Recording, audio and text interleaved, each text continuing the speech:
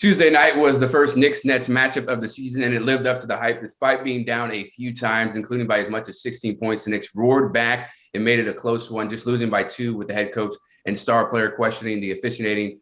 Hello and welcome to the Putback with Ian Begley live. I'm Chris Williamson alongside SNY NBA insider Ian Begley. Joining us this afternoon is two favorites of the Putback, Marcus Gradney, a.k.a. M. Grads of our grad school segment from season 1, making his season 2 debut. And, of course, CP, the creator of Knicks Fan TV. We're live on SNY's Facebook, Twitter, and YouTube pages, as well as streaming on SNY.tv. As always, you can get involved in the comments section throughout this entire stream. We're going to tip things off now with the baseline of Ian. In our last show, Monday, we previewed a 4-game stretch starting with the Lakers, followed by the Suns, Hawks, and Nets. And the Knicks end up going 2-2 in that stretch and played the Nets very close last night. What do you think we learned about this team in that stretch? Well, I think one thing you learned was with that starting lineup, Alec Burks fits pretty well. And that's why the Knicks decided to make that change, Alec Burks for Kemba Walker. And in a big picture sense, I'm looking at Julius Randle because I think you're going to see his usage creep up now moving forward.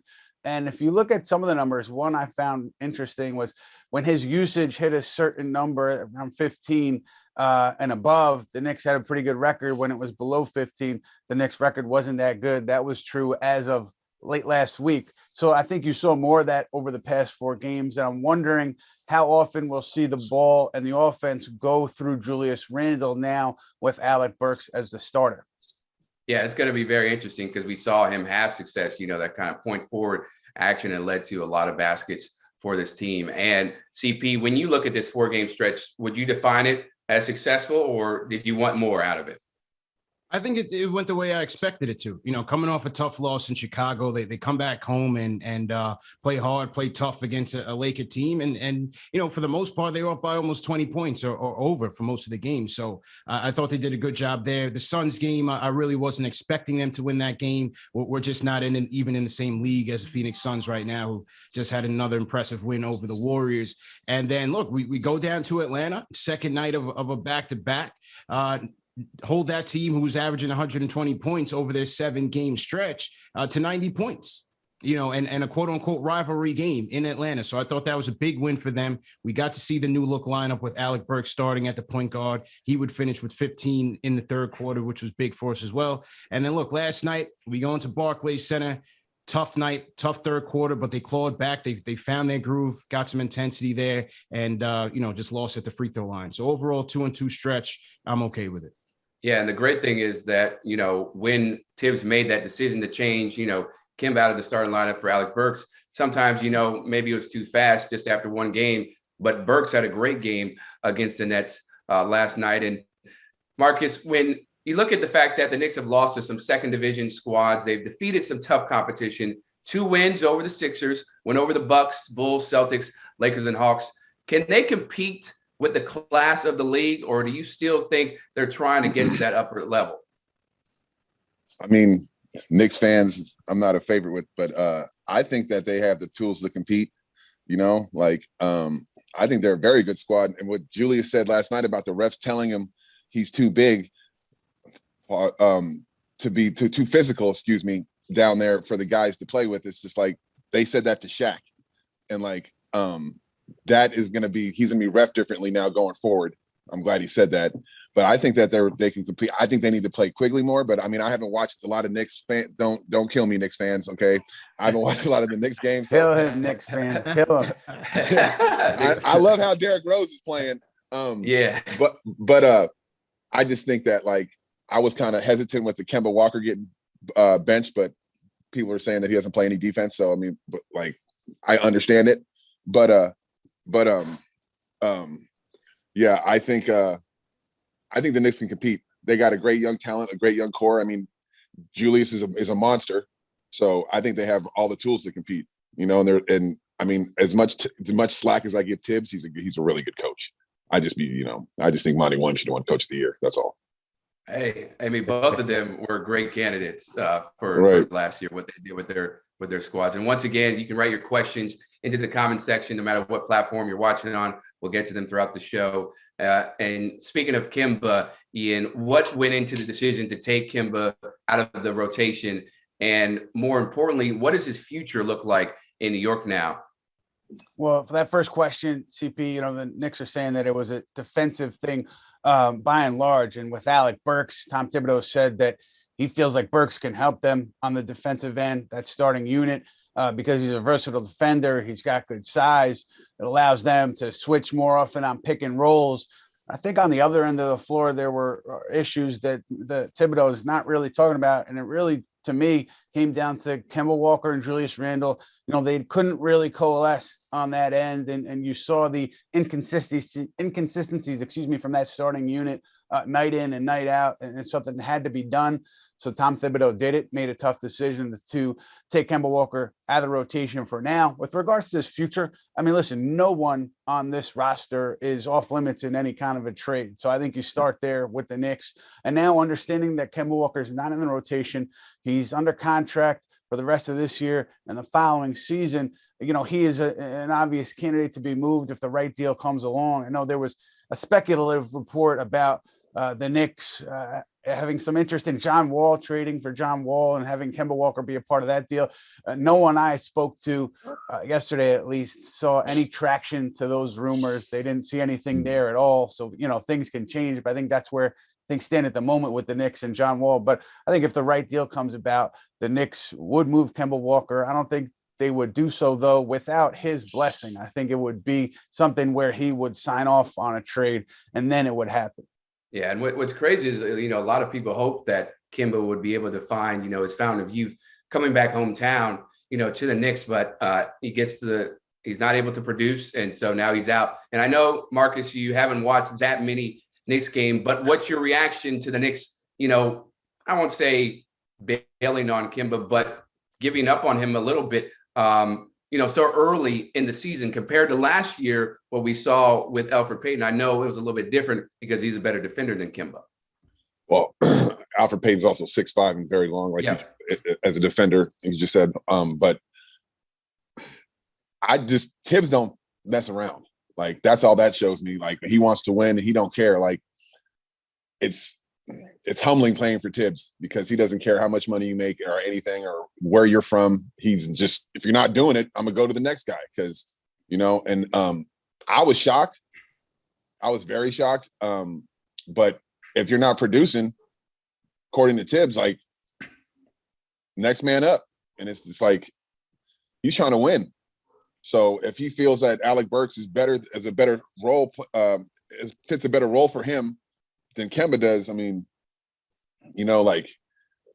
you can't, what are you going to say? He's the coach. So, I don't think it should have been done, but I'm not the coach, And like I said, I haven't watched many Knicks games this year. Sorry, Knicks fans. I watched last night and they did my boy Mitchell Robinson dirty. Okay. That wasn't a foul. But it's Mitchell Robinson and it's the Nets, it's TNT, So, but what would have happened if Kemba was in last night, with the lead and everything? So I'm gonna start watching more Knicks games. Sorry, Julius, but I'm just thinking Tibbs don't mess around. You're not producing. He doesn't care who you are. Plain and simple. And he plays guys 50 minutes a game. So it's good luck getting back into the lineup. Yeah, he does not waste any time when it comes to those minutes, man. He will pull you. He'll make sure you're gassed and you get all of your effort out there. So CP, going off of that, we saw what Burks did against the Nets, led the team with 25. Is he the best option in your mind to start games at this point?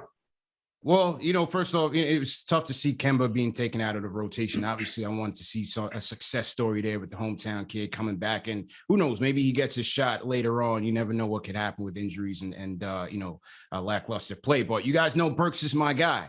And even though I would have leaned Quickly in that role because I felt like Quickly's really on an uptick as far as his playmaking is concerned, Burks, he can handle that position. He's more of a break glass point guard, an emergency point guard, as I would say. We used him in that role last year. Philadelphia used him in that role in the bubble. He can get the job done for you. I still think the playmaking is going to be, primarily on Julius's hands. And then you have Burks kind of playing off of him, which you saw in that first quarter.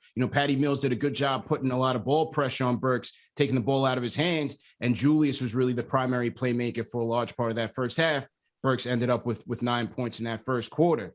But overall, Burks is a bucket getter, man. Last 10 games, shooting 48% from three on a healthy 6 attempts. that is going to be his primary role. And ultimately, the true point guard on this team, make no mistake, is still going to be Derrick Rose. And in the closing situations, you're going to find where Rose is going to be in that role. You may have Rose and Burks playing off of each other like they did last night.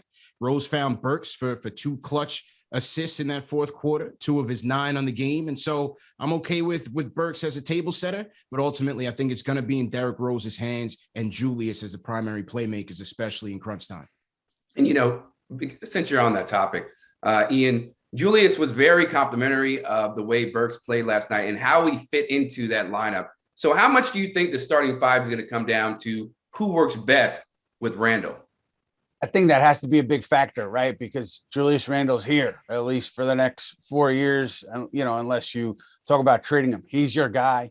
You got married to him when you extended him. So it's on you to put him in the best position to succeed possible. And it's on the organization to fill out the roster in that way. And I'm not saying everything you do has to revolve around Julius Randle, but if you're going to play him, 35 plus minutes, you want him at his best. You want the group at his best. You're going to have to factor that into decisions. The thing that I wonder is how much now do they revert back to 2020, 2021, when so much of the offense went through Julius Randle. I think earlier this year, you saw Kemba Walker coming off a lot of ball screens, and you didn't have that as much last year. You had it going through Julius, I think, a little more frequently. So I wonder if you revert back to that now with Alec Burks. I think you saw some of that in the Brooklyn game. So I think you will see more of that. And for Randle, it's on him to just play better. And I think he knows that. He holds himself to a very high standard, and he holds himself accountable whenever he talks to the media. So I think he knows he has to be better. And I think this lineup change will bring out a better Julius Randle. Yeah, it seems like so far, he's been able to, tap into another gear that we're used to seeing from him. And a lot of great Knicks content up on SNY.TV right now. Ian Begley with a recap of last night's reaction to the officiating, plus Mark Malusis and Sal Licata argue that the Knicks had the bigger performance last night in Brooklyn. So check it out. And let's go to Derrick Rose now, who is having a great second act with his career, even after all the injuries. When you think about the second unit, Ian, you think about youth, but you can't forget about Derrick Rose being a big part of it. 16 points with 9 assists last night against the Nets. Are you surprised by the way he looks and performs at this point in his career?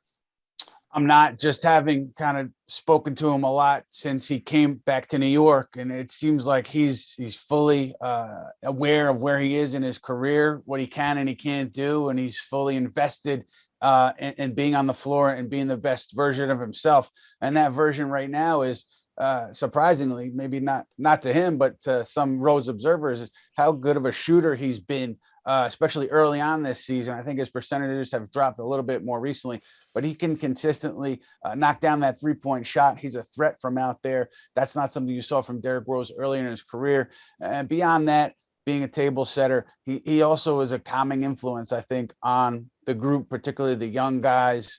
They listen to him, they learn from him. So he's such a valuable piece of what this Knicks team has become under Tom Thibodeau and Leon Rose. And I think he's blown everyone's expectations out of the water with regards to what he's done on the court for this team. So a huge plus for Derrick Rose and for the Knicks. And you look at him long-term, he's here at least for another few years. And does he continue on the ball? Can you make him off the ball, move him off the ball with Emmanuel quickly? There's different ways you can play him. So it'll be interesting to see how Tom Thibodeau works his lineups around Rose moving forward. Yeah, you can't imagine, where they would be if they didn't have Derrick Rose coming back for this season, because he just adds another element that they especially need, specifically with the point guard position, and be able to score and facilitate. And Marcus, considering his injury issues in his first stint in New York, what's the significance of him being a big part of a competing team at this point? I mean, Derrick Rose is first ballot Hall of Famer, I think. I mean, he's a great player. He's the how do you say? He's the veteran's veteran. So like, he commands the locker room when he walks in here. Because I remember when he was on Minnesota,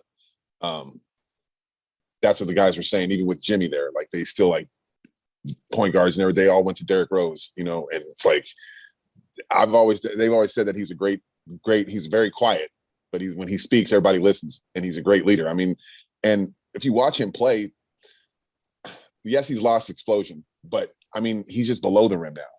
Yeah. You know, where usually they used to be dunks, now the reverse layups. And you see that layup he did last night when he came through and I mean, come on. Like he still shows you glimpses, and it's like it's just not the dunking. So people think he's fallen off, but if you watch his skill has increased because it had to, because he lost the athleticism. So like you're talking about his jumper being good and everything like that. But Derrick Rose will always have a place in the NBA because of who he is and how he commands in the locker room. And guys love him. I've never heard anybody say anything bad about Derrick Rose ever. He's just one of the guys in the NBA that everybody loves, you know? Yeah. So, and he's he's still a great player. Like, I mean, he's just below the rim. That's all. Yeah. And the good thing about that, or the important thing about that is, you know, I think his IQ has gotten better, and he also knows how to handle the game in better situations because he doesn't have that athleticism that he once had. He can still be, you know, a great player. And CP, you obviously were impressed by D Rose last night. How much do you think Rose helps the youth around in that second unit? I mean, Ian and Marcus hit it on the head. You know, the calming influence, the locker room presence. We saw that especially last year. He's an extension of the coach out there. He gets guys going. You know, how many times do we see when Obi's leaking out on transition, who's passing him that ball? It's Derrick Rose. And that's why it's important to keep those two guys together in the rotation because of Rose's impact on that team. I also feel like, you know, having Quickley play off of Rose also helps Quickley because we know Quickley's primary strength is that three-point shot. We need him to let it fly. Rose found him for a big one in the fourth quarter last night. So, you know, Rose is a guy that not only helps the second unit, but he's a guy that takes pressure off of Julius, which I think is very important until we can get that true 1A superstar. Rose in crunch time is a guy that we can rely on, we can trust. He can come up in pressure situations. 16 points, 9 assists, no turnovers last night, coming off of an ankle injury. He was exceptional last night, no question. Yeah, very, very impressive. And since we're on the topic of point guards, Ian, Bags48 is asking, will they have Quickley start at point guard soon? I think you roll with this lineup for a while with Alec Burks as your starter. You don't make a move of this magnitude if you're Tom Thibodeau, and then, you know, judge it game by game and think about inserting Quickley. I think you're going to see Alec Burks there for at least the next 5 games. And if the Knicks fall off a cliff offensively or defensively with that starting 5, maybe Tom Thibodeau makes a change. But I think this decision wasn't made lightly. It was made based on an evaluation of the first 20 games. And so when you put that much thought into a decision, when there's that much at stake with that kind of decision to take Kemba Walker out of the rotation, I don't think Tom Thibodeau is going to tweak that lineup in the near future. Again, if something crazy happens, he could, but I think he's set with Burks right now, and he wants to see how that looks. Yeah, you got to give him time to, you know, mesh with the first unit and see what he does. You don't want to have him on a short leash if he has a bad game and then you're switching things up and it just creates a lot of dysfunction. But be sure to watch Geico Sports Night all night, every night, starting at 11 on SNY. The show has plenty of Knicks news, sound, and discussion throughout the week, plus highlights and post-game reactions following every single game. We have full coverage of Thursday's game against the Bulls, so be sure to watch all night, every night, starting at 11 and airing throughout the morning. And Marcus, the Fishers are asking, we have 17 draft picks now to 2025. That's average 4 picks per year. Basically, a new set of Grimes, McBride, Sims every year for 4 years is OD. We need to trade a package of picks for a superstar. Do you agree with that? I mean, what CP said was a 1A superstar, because I was thinking, like, I understand now. I see what he's saying. You need like top tier player. Yeah. The Knicks have the pieces to trade. My question is, and I know I'm gonna get killed for this because Knicks fans think I hate this kid, but I don't. But like, would they be willing to trade RJ Barrett? Right. Would they be, because they're gonna have to put in a piece to get a superstar, you know? Because I know they're probably not gonna trade Julius, which is not gonna happen, but they're gonna have to willing to be part with something to get a superstar at that level, I think. I mean, you guys got a lot of draft picks. You guys can, there's always something that can be done. Like, who doesn't want to play in New York? So I'm just saying, like, can stuff be done? Yeah, but I mean, I don't know. Like, because if you get a point guard, Derrick Rose is going to play in the fourth quarter anyway. So it's like, what do you guys really need? You need a point guard, or what do you guys need? Do you need a wing? Like, right. That's what I'm saying. Like, what are y'all looking for? Because is a lot. And with Julius, it's like you got to get a guy who can play with Julius. So I'm just saying, like, it's not like Julius is a bad player, but it's just the way he plays. You got to get guys who know how to play off that. Somebody who can make his job easier so he can score more efficiently, without taking all the dribbles and stuff like that, and where he could mainly be a post player. Sorry, Julius. I've always told you since high school, if you go you're unstoppable on the block. Nobody can mess with you on the block. But a great player. But I'm just saying, like, what do you guys? There's a lot to take in here, because it's like, if you bring in another superstar, is he going to coexist with the guys already there, especially a Julius Randle who knows he's a superstar also? So it's like, that's what I'm saying. It could happen, of course, because it's New York. But you just can't trade for somebody just because they're a name, especially with the Knicks. You got to see, can it work? Is everybody compatible?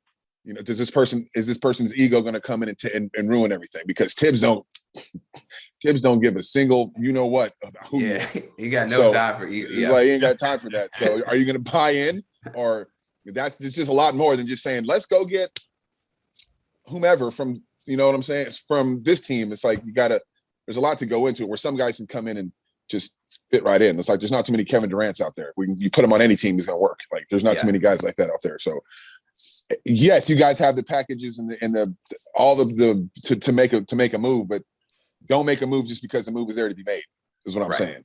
Yeah. The fit with Randall is such a big, to me, it's the top issue. If you're going to trade for somebody major, like a Lillard or somebody at that caliber, you have to think about how does this player fit above, to the side of Julius Randle, and how does that work long term? And so I also think, who's available right now, Marcus and CP, and you look at Ben Simmons, he's obviously available. Damian Lillard, he has expressed his loyalty to Portland, although teams are still continuing to keep an eye on that situation, especially with the investigation into Neil O'Shea.